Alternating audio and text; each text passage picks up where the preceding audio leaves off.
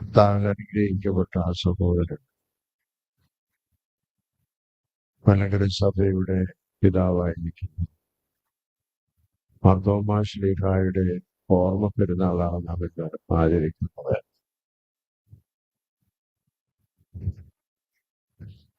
പരിശുദ്ധ മാർത്തോമാ ശ്ലീഹായെ കുറിച്ച് വിശദമായ കാര്യങ്ങൾ നമ്മൾ മനസ്സിലാക്കുന്നത് വിശുദ്ധ യോഹന്നാന്റെ സുവിശേഷത്തിൽ നിന്നാണ്. വിശുദ്ധ യോഹന്നാന്റെ സുവിശേഷം 11-ാം അധ്യായത്തിലെ ശിഷ്യന്മാര് ബഥാനിയിലെ ലാസറിന്റെ അടുത്തേക്ക് പോകുവാൻ യേശു തയ്യാറായപ്പോൾ അതിൽ നിന്ന് അവരെ വേർതിരിക്കുന്നു, അവരെ തടസ്സപ്പെടുത്തുകയാണ് ചെയ്യുന്നത്. യേശുവിനോട് പറയുന്നത് അവിടെ പോയാൽ കല്ലേറുണ്ടാകും എന്നുള്ളത്. അപ്പോൾ യേശു തമ്പുരാൻ അവരോട് അവിടെ പോകുന്നതിനുള്ള നിർബന്ധം അറിയിക്കുമ്പോൾ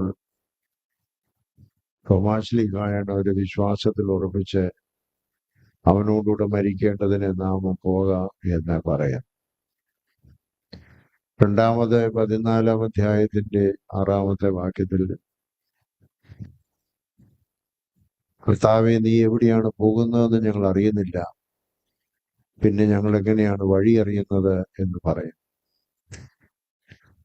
ഈ സമയത്ത് കർത്താവ് പറയുന്നു, ഞാൻ തന്നെ വഴിയും സത്യവും ജീവനുമാകുന്നുവെന്നുള്ള ആ വലിയ പ്രഖ്യാപനമാണ്. മൂന്നാമത് ഉയർത്തെഴുന്നേറ്റ കർത്താവ് ഉയർപ്പ് ദിവസം തന്നെ പ്രത്യക്ഷപ്പെട്ടപ്പോൾ 12 ശ്ലീഹന്മാരില് ഒരാള് കർത്താവിനെ ഒറ്റുകൊടുത്ത് പോയി കെട്ടിഞ്ഞാന്ന് മരിച്ചു. ബാക്കി 11 പേരുണ്ട്. 10 പേര് മാത്രമേ യേശു പ്രത്യക്ഷപ്പെട്ടപ്പോൾ ഉണ്ടായിരുന്നുള്ളൂ. യേശു അവരെ കൈകളും കാലുകളും പിലാപ്പുറവും ഒക്കെ കാണിച്ചു. ഞാനൊരു ഭൂതമല്ല, യഥാർത്ഥത്തിൽ 3 ദിവസം മുമ്പ് മരിച്ചവനായ നിങ്ങളുടെ കൂടെ 3 വർഷം നടന്നതായ യേശു തന്നെയാണ് എന്നവരെ ബോധ്യപ്പെടുത്തി. യേശു അപ്രത്യക്ഷനായ ശേഷം തോമാശ്ലീഹ വന്ന് ഈ വിവരം അറിഞ്ഞപ്പോൾ ആ ശിഷ്യന്മാർക്ക് പ്രത്യക്ഷതപ്പെട്ടവരുടെ ആണിപ്പഴുതുള്ള കൈകളും കാലുകളും വിലാപ്പുറവും കണ്ടെങ്കിൽ മാത്രമേ, അതിൽ എൻ്റെ കൈവിരലുകളെയും ചെയ്തെങ്കിൽ മാത്രമേ ഞാൻ വിശ്വസിക്കുകയുള്ളൂ എന്ന് പറയുകയുണ്ടായി. കർത്താവ് അടുത്ത ഞായറാഴ്ച തന്നെ പ്രത്യക്ഷപ്പെട്ടിട്ട് സമാധാനം ആവശ്യിച്ച് തോമാശ്ലീഹായ്ക്ക് വേണ്ടി മാത്രമാണ് താൻ അടുത്തേക്ക് വിളിച്ച്, എൻ്റെ കൈകളും വിലാപ്പുറവും കാണുക, നിന്റെ കൈ നീട്ടി എൻ്റെ വിലാപ്പുറത്തിടുക എന്ന് പറഞ്ഞു. അപ്പോൾ തോമാശ്ലീഹ ചെയ്യുന്ന പ്രഖ്യാപനമാണ് എൻ്റെ കർത്താവും എൻ്റെ ദൈവവുമേ എന്നുള്ളത്. തോമാശ്ലീഹായുടെ ആ വലിയ വിശ്വാസ പ്രഖ്യാപനത്തിന് ശേഷം എല്ലാ ശിഷ്യന്മാരും വിവിധ സ്ഥലങ്ങളിൽ പോയി സുവിശേഷം അറിയിച്ചപ്പോൾ തോമാശ്ലീഹായ്ക്ക് യേശുക്രിസ്തു നൽകിയത് ഏറ്റവും ദൂരെയുള്ളതായ പ്രദേശത്താണ്. മറ്റുള്ളവരൊക്കെ ഏഷ്യ മൈനറിലും യൂറോപ്പിലുമൊക്കെയാണ് പോയത്. തോമാശ്ലീഹ ഏറ്റവും ദൂരെയുള്ളതായ ഇന്ത്യയിൽ വന്ന് സുവിശേഷം അറിയിക്കുവാൻ യേശുക്രിസ്തുവിന്റെ നിയോഗം പ്രാപിച്ചു. അങ്ങനെ AD 52 ഇവിടെ വന്ന് AD 72 ഏതാണ്ട് 20 വർഷക്കാലത്തോളം കേരളത്തിൽ സുവിശേഷം അറിയിച്ചു. 7 പള്ളികൾ സ്ഥാപിച്ചു. അനേകർക്ക് അച്ഛന്മാരായും മദ്രാച്ചന്മാരായും ഒക്കെ പട്ടം കൊടുത്തു എന്നുള്ളത് യാക്കോബ് തൃതീയൻ പാത്രിക്കീസിന്റെ മലങ്കര സഭാ ചരിത്രത്തിൽ തന്നെ അദ്ദേഹം രേഖപ്പെടുത്തിയിട്ടുണ്ട്. അപ്രകാരം സഭയുടെ പിതാവ് എന്ന് തോമാശ്ലീഹായെ നാം വിശേഷിപ്പിക്കുന്നത് കൊണ്ടാണ് തോമാശ്ലീഹ മുതൽ സഭയുടെ മേലധ്യക്ഷന്മാരെല്ലാം തോമാശ്ലീഹായുടെ പിൻഗാമികളെന്ന് പറയുന്നു. പത്രോസിന്റെ പിൻഗാമികളെന്ന് പത്രോസ്ലീഹ സുവിശേഷം അറിയിച്ച റോമിലും അന്ത്യോക്യയിലുമുള്ളവര് അവകാശപ്പെടുന്നത് പോലെ മാർത്തോമാശ്ലീഹായുടെ മക്കളായ നമ്മൾ മാർത്തോമാശ്ലീഹ എന്ന ആദ്യത്തെ സഭയുടെ അപ്പോസ്തലനായിരിക്കുന്ന അധിപനായിരുന്നതുപോലെ യേശുക്രിസ്തുവിന്റെ പിൻഗാമികളായി തോമാശ്ലീഹായ്ക്ക് പുറകാലെ സഭയുടെ മേലധ്യക്ഷന്മാർ വരുന്നു എന്നുള്ളത് കൊണ്ടാണ് തോമാശ്ലീഹായുടെ സിംഹാസനത്തിൽ ആരൂഢനായിരിക്കുന്ന എന്ന് കാതോലിക്കായെ വിശേഷിപ്പിക്കുന്നത്. മാർത്തോമൻ പൈതൃകം കാത്തു സൂക്ഷിക്കണമെന്ന് നമ്മളെപ്പോഴും പറയാറ്. എന്താണ് മാർത്തോമൻ പൈതൃകം? 3 കാര്യങ്ങൾ അതിൽ അടങ്ങിയിരിക്കുന്നു. ഒന്ന്, വിശ്വാസ സ്ഥിരതയിൽ വളരുക എന്നുള്ളതാണ്. തോമാശ്ലീഹായിക്ക് സംശയമുണ്ടായത് ആ തോമാശ്ലീഹായുടെ സംശയം സ്ഥിരപ്പെടുത്തുവാനായിട്ട് യേശുക്രിസ്തു വന്നു. വിശ്വാസത്തിൽ സ്ഥിരപ്പെടുത്തുന്നതുകൊണ്ടാണ് എൻ്റെ കർത്താവിൻ്റെ ദൈവമേ എന്ന് പറയും. ക്രിസ്തുവിലും സഭയിലുമുള്ള വിശ്വാസത്തിൽ നാം സ്ഥിരപ്പെടുത്തണമെങ്കിൽ വ്യക്തിപരമായ അനുഭവങ്ങളിൽ കൂടെ മാത്രമേ സാധിക്കൂ. തോമാശ്ലീഹ ഉയർത്തെഴുന്നേറ്റ കർത്താവിനെ വ്യക്തിപരമായ അനുഭവത്തിൽ കൂടി സാക്ഷ്യപ്പെടുത്തി. അതുപോലെ നമ്മുടെ ജീവിതത്തിലും യേശുക്രിസ്തുവിന്റെ വ്യക്തിപരമായ ഇടപെടലിനെ നമ്മൾ തിരിച്ചറിയണം. അങ്ങനെ തിരിച്ചറിയുന്നതായ സമയത്താണ് യേശുക്രിസ്തുവിൽ കൂടുതലായി വിശ്വാസ സ്ഥിരതയിൽ വളരുവാനായിട്ട് നമുക്ക് കഴിയുന്നത്. രണ്ടാമത്, നാം വിശ്വസിക്കുന്ന വിശ്വാസത്തിന് വേണ്ടി കഷ്ടപ്പെടുവാൻ തയ്യാറാവുക എന്നുള്ളതാണ്.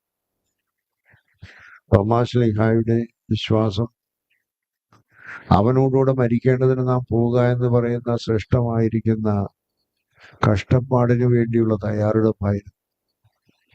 ഇന്ത്യയിൽ വന്ന് 20 വർഷക്കാലത്തോളം ഇവിടെ താമസിച്ച് അനേകമായ ഉപദേശങ്ങളും ദൈവരാജ്യ പ്രഘോഷങ്ങളും നടത്തുന്നതോടൊപ്പം പലവിധമായ കഷ്ടതകൾ അനുഭവിക്കേണ്ടി വന്നു. അവസാനം കുന്തമേറ്റാണ് രക്തസാക്ഷിയാവുന്നത്. ഇതുപോലെ നമുക്കും സാക്ഷ്യമുള്ളത് യേശുക്രിസ്തുവിന് വേണ്ടി ജീവിക്കുമ്പോൾ ലോകത്തിലെ പരീക്ഷണങ്ങൾ നമുക്ക് വളരെയധികം ഉണ്ടാവാം. ഒരുപക്ഷെ ഇന്ന് ക്രിസ്ത്യാനിയാകുന്നു എന്ന് പറയുന്നത് കൊണ്ട് നമ്മൾ കൊല്ലപ്പെടുന്നില്ലായിരിക്കാം. ആദ്യ 3 നൂറ്റാണ്ടുകളിൽ ക്രിസ്ത്യാനികൾ ഞാൻ ക്രിസ്ത്യാനിയാണെന്ന് പറഞ്ഞാൽ അവർ പീഡിപ്പിക്കപ്പെടുകയും കൊല്ലപ്പെടുകയും ചെയ്തു. ഇന്ന് നമുക്ക് ക്രിസ്തീയ വിശ്വാസത്തെ നമ്മുടെ ജീവിതത്തിൽ വളർത്തിക്കൊണ്ടുവരുവാൻ പലതരത്തിലുള്ള വെല്ലുവിളികളെയും ഭീഷണികളെയും നേരിടേണ്ടി വരും. സത്യത്തിനും നീതിക്കും ദൈവികമായ മഹത്വത്തിനും വേണ്ടി നമ്മൾ നിലകൊള്ളുന്നു. നമ്മുടെ സഭയുടെ പിതാക്കന്മാരെല്ലാം കഷ്ടതകളിൽ കൂടി സഭയെ വളർത്തിയത് തോമാശ്ലീഹായുടെ പാരമ്പര്യത്തിലാണ്.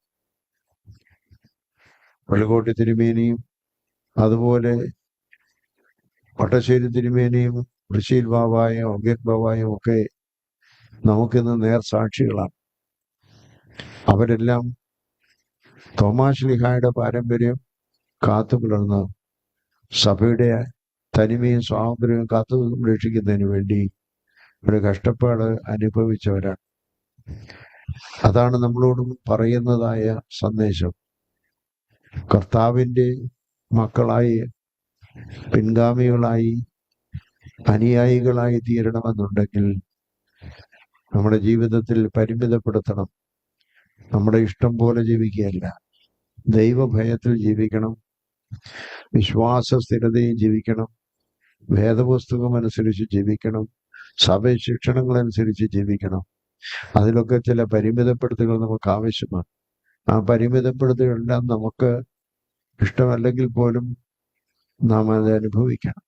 കഷ്ടതകളും ദുഃഖങ്ങളും പ്രയാസങ്ങളും ഉണ്ടാകുമ്പോൾ നീതിയുടെ കിരീടം നമുക്ക് ലഭിക്കുമെന്നുള്ള പ്രത്യാശയാണ് തോമാശ്ലീഹായെ പോലെ കഷ്ടതകൾ അനുഭവിക്കാൻ നമ്മെ തയ്യാറാക്കണം.